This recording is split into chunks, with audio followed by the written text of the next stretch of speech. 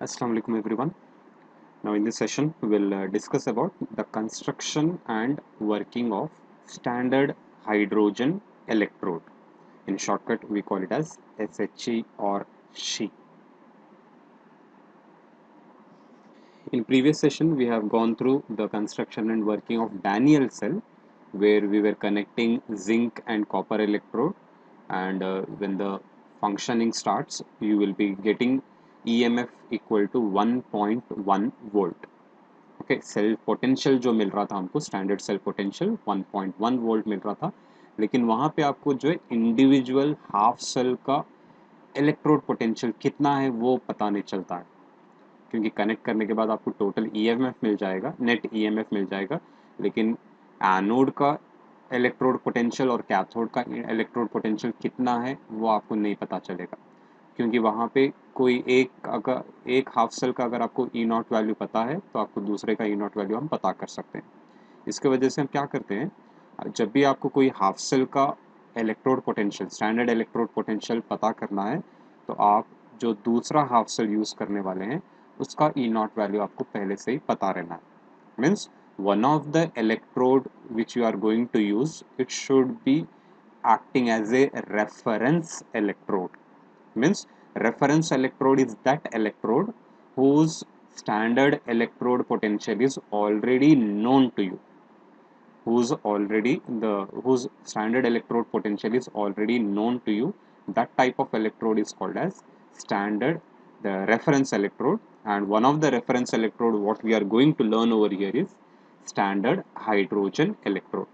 Okay जिस electrode का E not value आपको पहले से ही पता है, कुछ रूल्स के मुताबिक आप पहले से उसका वैल्यू अज्यूम करते हैं, वैसे इलेक्ट्रोड को हम बोलते हैं रेफरेंस इलेक्ट्रोड। और कॉमन रेफरेंस इलेक्ट्रोड जो इस्तेमाल किया जाता है दूसरे अननोन इलेक्ट्रोड का ई नॉट वैल्यू मालूम करने के लिए, वो इलेक्ट्रोड यहाँ पर है जिसको हम बोलेंगे standard hydrogen electrode. In shortcut we will call it as SHE, SHE, right?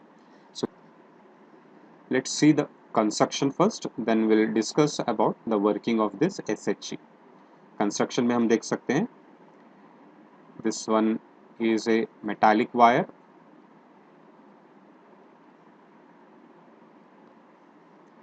and this metallic wire is fused in a glass. उसके covering glass से है, means it is fused in a glass, and this complete part at the downside it is connected to a finely divided platinum coated on platinum foil. ये जो है platinum foil है, यानी कि thin sheet of platinum जिसके ऊपर powdered platinum coated है, उस वायर को कनेक्टेड है, और ये पूरा पार्ट एक आउटर ग्लास कवरिंग के अंदर प्रेजेंट है. This part we call it as outer glass jacket.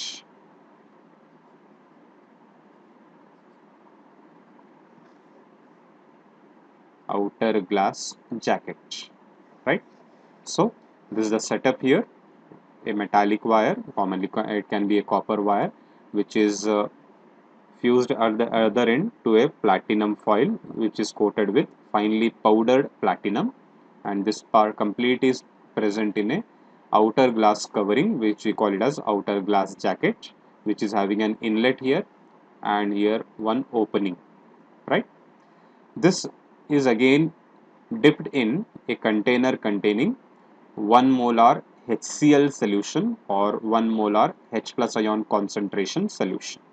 Okay, remember ये स्टैंडर्ड वैल्यू है, आपको स्टैंडर्ड कंडीशंस पे H प्लस आयन कॉन्सेंट्रेशन यहाँ पे मेंटेन करना है. 1 molar platinum foil, pure platinum foil use करके उसके ऊपर पाउडर्ड प्लैटिनम होना है, और यहाँ पर इस इनलेट के ज़रिए से आप प्योर हाइड्रोजन गैस 1 बार प्रेशर कंडीशंस पर पास करते जाएंगे. Okay, so hydrogen gas at 1 bar pressure is passed here through this inlet. Okay, अब देखते हैं वर्किंग क्या है इसका. So when you set up this apparatus, what you have to do is you have to pass hydrogen gas at 1 bar pressure inside this glass through this outer glass jacket. यहाँ पे जो inlet है इसके ज़रिए से आप hydrogen gas अंदर पास करेंगे. अब ये हाइड्रोजन गैस क्या हो जाएगा, इस इनलेट के जरिए से जब अंदर आएगा, ये प्लैटिनम फॉइल जो है इसके ऊपर आके एड्सॉर्ब होना स्टार्ट होगा। It will start adsorbing on this platinum foil. पहले तो अंदर फ्लो होगा, फ्लो होने के बाद यहाँ पे जो सोल्यूशन है, यहाँ पे जो एसिडिक सोल्यूशन है उसके ऊपर प्रेशर डेवलप होगा। तब क्या हो जाता है, प्रेशर डेवलप करते वक्त ये प्लैटिनम फॉइल के कांटेक्ट में आते ही ये हाइड्रोजन गैस इसके सरफेस के ऊपर आके एड्सॉर्ब होते जाता है। Hydrogen gas starts adsorbing on this platinum surface.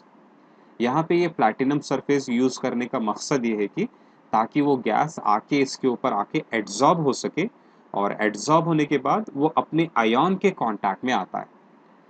अगर एड्सॉर्प्शन नहीं होगा तो आयोनिक कांटेक्ट नहीं होगा।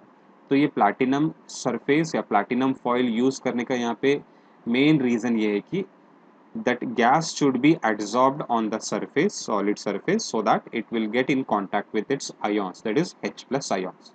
Because electrode potential we have studied, when a metal is in contact with its own ions at equilibrium, it will produce potential. Same way in non-metal like gas also, when it comes in contact with its own ions, then also it also develops potential. तो gas को भी आप उसके contact में जब लाएंगे तब भी वो पोटेंशियल डेवलप करता है। तो गैस को कांटेक्ट में लाने के लिए आपको सरफेस चाहिए, तो गैस को हम पहले एड्सॉर्ब करते हैं, बाद में वो गैस उसके आयन के कांटेक्ट में आ जाता है, right. So once the gas, hydrogen gas, comes in contact with hydrogen ions at equilibrium, it also develops some potential either by undergoing oxidation or by undergoing reduction, right? यानी कि दोनों possibilities यहाँ पे पढ़ेंगे, means it can participate in oxidation as well as it can participate in reduction, means it can act as anode or it can act as cathode, ठीक है। तो देखते हैं यहाँ पे सेल रिएक्शंस क्या होते हैं और सेल रिप्रेजेंटेशन भी देखते हैं इसमें कैसा लिखते हैं। ओके, तो पहले यहाँ पे मैं लिखता हूँ, अगर ये SHE एनोड की तरह एक्ट करता है, when it is acting as anode, when it is acting as an anode, already I have told you in previous session, at anode always oxidation takes place. At anode or whenever electrode is acting as anode, oxidation takes place at anode, right? तो यहाँ पे oxidation मतलब hydrogen gas, it changes to hydrogen ions by the loss of 2 electrons. ये method से भी लिख सकते हैं, या फिर half of H2 gives H plus by the loss of 1 electron. Single hydrogen atom अगर लेते हैं तो एक इलेक्ट्रॉन लॉस करके वो हाइड्रोजन आयन बनेगा। अब यहाँ पे हमारे पास हाइड्रोजन गैस है, तो बैलेंस फॉर्म में क्या लिखेंगे आप, 2H plus, each hydrogen will lose 1 electron, so you will be getting totally 2 electrons, right. So this is the reaction which takes place at anode or which will be taking place when SHE is acting as anode, ठीक है। सो cell reactions बहुत important है, as anode ये reaction होता है। अगर आपको जो है इसका सेल रिप्रेजेंटेशन, इस हाफ सेल का रिप्रेजेंटेशन लिखना है जब ये एनोड की तरह एक्ट करता है, तब आप उसको कैसा रिप्रेजेंट करेंगे। जब भी आप एनोड लिखते हैं तो एटॉमिक स्टेट या फिर एलिमेंटल फॉर्म पहले लिखना है, बाद में उसका आयोनिक फॉर्म लिखना है। जैसे कि यहाँ पे जैसे हमने पहले जिंक का लिखा था, पहले जिंक लिख के उसका आयन लिखे थे, यहाँ पे भी एनोड की तरह है। तो पहले हम यहाँ पे, ये गैस है किसके ऊपर एड्सॉर्ब्ड है, प्लैटिनम के ऊपर, ये लिख के कॉमा मेंशन करो, हाइड्रोजन गैस। इसका मतलब ये होता है कि हाइड्रोजन गैस प्लैटिनम सरफेस के ऊपर प्रेजेंट है। किसके कांटेक्ट में है, कांटेक्ट बताने के लिए single vertical line, H plus ion. This is the half cell representation for SHE when it is acting as anode, right? Platinum containing hydrogen gas or hydrogen gas present on platinum surface in contact with H plus ion. उसको और clarify करने के लिए 1 molar आप यहाँ पे लिख सकते हैं, ठीक है। So this is the way how this SHE can act as an anode, right? Next I will take up how it acts as cathode. When it is acting as cathode, At cathode, what happens? Reduction takes place. At cathode, reduction takes place. Means, I will write two hydrogen ions will gain one electron each, that is 2 electrons, and it changes to H2, right? It changes to hydrogen gas. Okay. Two hydrogen ions will be gaining totally 2 electrons and convert itself into hydrogen gas. Or you can also write it as H plus 1 electron gives half of H2. Balance form में आपको half of H2 लिखना पड़ेगा. Okay. Yes. So this is a way how it can act as cathode. Cathode के पास cell reaction इस तरह होगा. Reduction will be taking place. So hydrogen ions will gain electron and become hydrogen gas. अब इसका cell representation कैसे लिखेंगे? उल्टा, इसका उल्टा लिखना है. कैथोड की तरह जब ये एक्ट करता है तो आपको सेल रिप्रेजेंटेशन इस तरह आएगा. H plus in contact with, or H plus is changing to H2 gas, which is present on platinum surface, right? So this is the way how this SHE will be playing a role, that is it can act as anode or cathode whenever you connect it to some other half cell. Activity के ऊपर dependent है. अगर ये hydrogen gas दूसरे half cell से ज़्यादा reactive है तो एनोड की तरह एक्ट करेगा, लेस रिएक्टिव है तो कैथोड की तरह एक्ट करेगा. Okay. So overall as a convention, remember this point, at 298 Kelvin temperature, 1 molar hydrogen ion concentration and 1 bar pressure, E naught value of this standard hydrogen electrode is taken as 0 volt. ये value आपको याद रखना है. कभी भी SHE हम कोई cell में यूज करते हैं तो इसका E naught वैल्यू होता है 0. It is as a rule, as a convention, it has been declared or assumed that under these standard conditions, remember ये conditions पे ही आप इसका वैल्यू 0 लेना है. कभी कभार आपको क्वेश्चन आएगा at 298 Kelvin what is the E naught value of SHE, you have to directly take it as 0. At other temperature it can be less than 0 or greater than 0. At other concentration it can be less than 0 or greater than 0, right? At other pressure it can be less than 0 or greater than 0, but under standard conditions E naught value of SHE you have to take it as 0 volt, right? So this is the part required. 3 marks के लिए भी कभी कभी question आता है, what explain the construction and working of SHE. 1 mark के लिए सिर्फ डायग्राम पूछ सकते हैं लेबलिंग के साथ, या फिर 3 मार्क्स के लिए डायग्राम और ये एनोड की तरह एक्ट करता है और कैथोड की तरह कैसा एक्ट करता है, ये सेल रिएक्शन या फिर ये सेल रिप्रेजेंटेशन पूछ सकते हैं. या फिर 1 मार्क के लिए what is the E not value of SHE under standard conditions पूछ सकते हैं. Have to take it as 0 volt. Okay. So this part is very important. Now अब इसको हम रेफरेंस इलेक्ट्रोड क्यों बोल रहे हैं? क्योंकि इसका ई नॉट वैल्यू आपको पहले से ही पता है.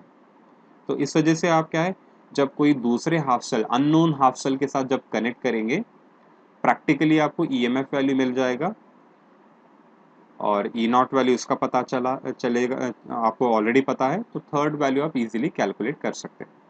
ओके. Let's see. सपोज ये SHE हम क्या करेंगे, जिंक इलेक्ट्रोड के साथ कनेक्ट करेंगे.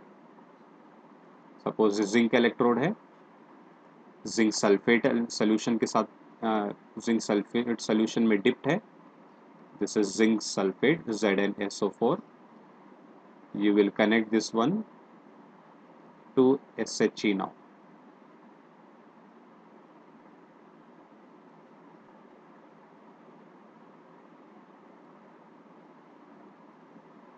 Right? यहाँ पे हम एक सॉल्ट ब्रिज इंट्रोड्यूस करेंगे, यू शेप्ड ट्यूब।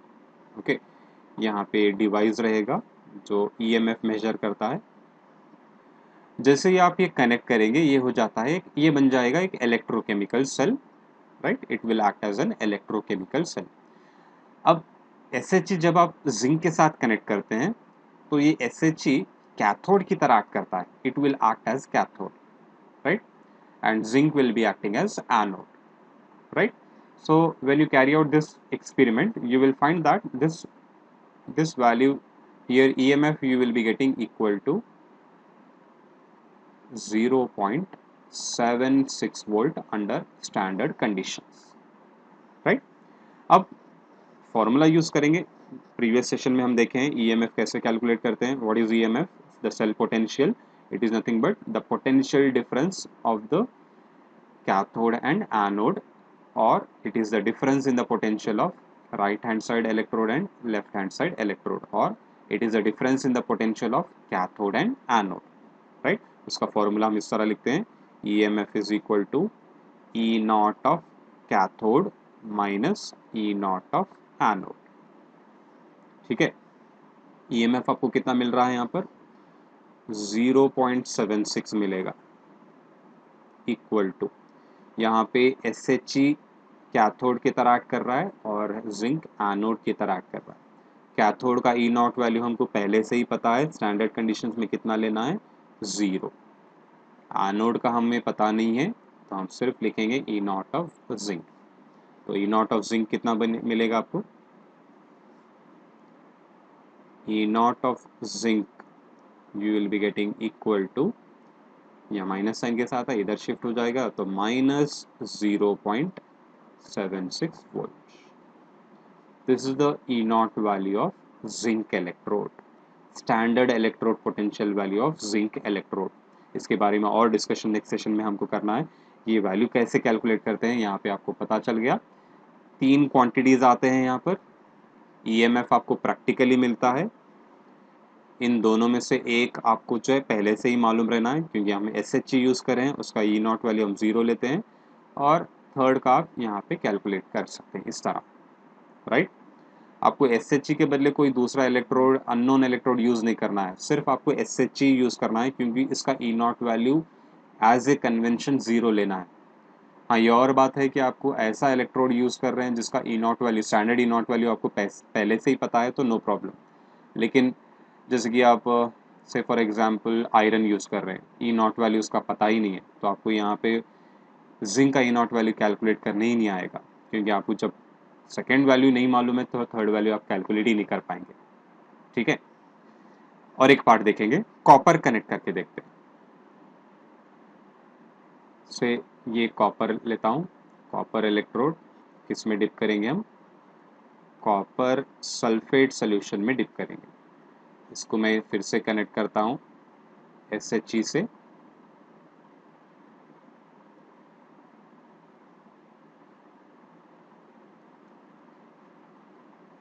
यहाँ पे ये सॉल्ट ब्रिज ड्रॉ कर रहा हूँ, रफली ड्रॉ करके बता रहा हूँ। तो यहाँ पे डिवाइस रहेगा, EMF मेजरिंग डिवाइस। जब ये आप दोनों SHE और कॉपर कनेक्ट करते हैं तो यहाँ पे SHE का फंक्शन ये अब एनोड की तरह करेगा क्योंकि इसकी एक्टिविटी कॉपर से ज़्यादा है। It will act as anode now.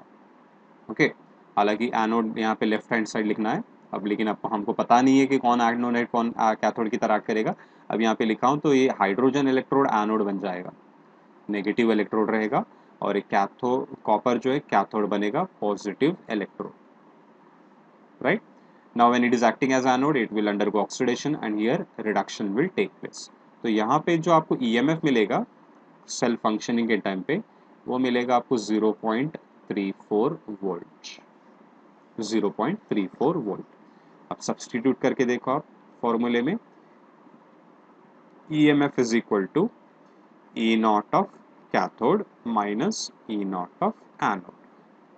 EMF कितना मिल रहा है? 0.34 वोल्ट, इक्वल टू, अब कैथोड कौन सा है यहाँ पर? कॉपर इलेक्ट्रोड, जिसका वैल्यू आपको पता करना है। तो यहाँ पे लिखता हूँ मैं E not of Cu। Anode क्या है? SHE, जिसका वैल्यू हमको ऑलरेडी पता है 0। तो ई नॉट ऑफ कॉपर कितना हो गया, E not of copper is equal to 0.34 volt. This is the standard E naught value for copper. ठीक है. So this is the way how you need to calculate standard electrode potential of different electrodes. इस तरह हम क्या करते हैं, जितने भी मेटालिक इलेक्ट्रोड्स है या नॉन मेटालिक इलेक्ट्रोड्स है उनका स्टैंडर्ड ई नॉट वैल्यू आपको पता करना है. तो कोई भी सूटेबल रेफरेंस इलेक्ट्रोड, जैसा हम यहाँ पे SHE यूज कर रहे हैं वैसे रेफरेंस इलेक्ट्रोड यूज करके आप उनका ई नॉट वैल्यू पता कर सकते हैं. SHE के अलावा और दूसरे भी रेफरेंस इलेक्ट्रोड है, जैसे कि कैलोमेल इलेक्ट्रोड या फिर mercury electrodes, right. Commonly SHE electrode use होता है, तो SHE इलेक्ट्रोड यूज करने के बाद ये ई नॉट वैल्यूज आपको मिलते हैं. और इसकी हम एक लिस्ट बनाते हैं जिसको हम कॉमनली बोलेंगे इलेक्ट्रोकेमिकल सीरीज, जिसमें पूरे एलिमेंट्स के, पूरे मेटल इलेक्ट्रोड्स या नॉन मेटालिक इलेक्ट्रोड्स की ई नॉट वैल्यू कैलकुलेटेड और मेंशन्ड है. ओके. अब डैनियल सेल का ही देखो, आपको ई नॉट वैल्यू 1.1 मिल रहा था, तो थेरेटिकली मैच करके देखेंगे वो अगर करेक्ट है या नहीं है. कितना मिल रहा था आपको, EMF 1.1 volt. E not of cathode minus E not of anode. Daniell cell में कैथोड कॉपर इलेक्ट्रोड था, एनोड जिंक इलेक्ट्रोड था. कॉपर का ई नॉट वैल्यू आपको कितना मिलता है, 0.34 है, माइनस जिंक का E not value, standard E not value कितना है, माइनस 0.76. कितना हो जाएगा, 0.34 minus of minus plus 0.76, that will be equal to 1.1 volt, right. So this is the way how you need to calculate EMF of the cell, and you can calculate the standard electrode potentials of these electrodes. Okay. Next session में ये electrode potentials का significance, यानी कि electrochemical series के बारे में पढ़ेंगे और उनका सिग्निफिकेंस पढ़ेंगे. Then will go with the Nernst equation. Okay, thank you.